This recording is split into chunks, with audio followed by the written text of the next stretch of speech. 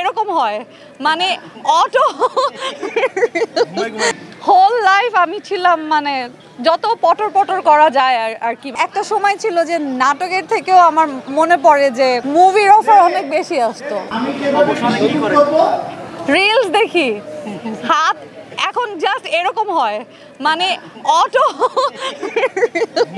ঘুমায় এরকম করতে থাকি আর কি। হ্যাঁ হ্যাঁ অফকোর্স, অবশ্যই এভাবে।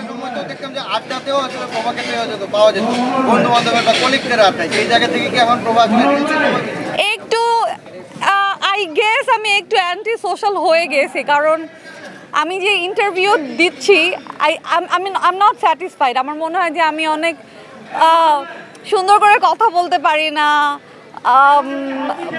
এক্স্যাক্টলি প্রপার ওয়ার্ড ইউজ করতে পারি না, বিকজ আমার আসলে খুব একটা আমার একটা বিড়াল আছে, আমি ওর সাথে অনেক বেশি টাইম স্পেন্ড করি, আমি নিজে অনেক চুপচাপ থাকতে পছন্দ করি।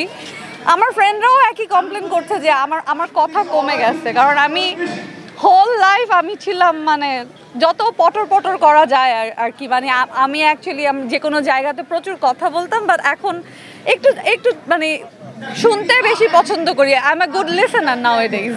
আপনি বলছিলেন যে এখন একটু কাজ ভালোভাবে করার জন্য প্রস্তুতি নিচ্ছেন, বড় পর্দায় কাজ করা। আমারও ইচ্ছা ছিল বড় পর্দায় কাজ করা। আসলে কাজের জায়গাটা আমার যতটুকু মনে হয় একটু বোধহয় লাকও ফেভার করতে হয়।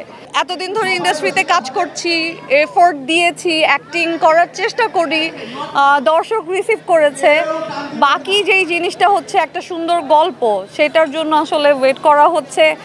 ব্যাটা বলে আসলে সব মানে মিলছে না, সো এটার জন্য আসলে বছরের পর বছর চলে যাচ্ছে। বাট আমার অ্যাকচুয়ালি একটা সময় ছিল যে নাটকের থেকেও আমার মনে পড়ে যে মুভির অফার অনেক বেশি আসতো, বাট সামহাও আমার করা হয় না। এই মুহূর্তে কাজের মানে পরিস্থিতি কিংবা পরিবেশটা কেমন দেখছেন আপনি? মানে কতটা স্ট্রেস পাচ্ছেন? অনেস্টলি স্পিকিং আমার মনে হয় যে আরেকটু গোছানো হলে, মানে সেটা প্রত্যেকেরই, artist, whole team, crew, technician, সবাইকে আরেকটু সিনসিয়ার হলে মনে হয় ভালো হবে আর কি। সেটা মানে ইনক্লুডিং মি, মানে প্রত্যেকেরই। আমি বুঝি না। জি, কথা চলছে।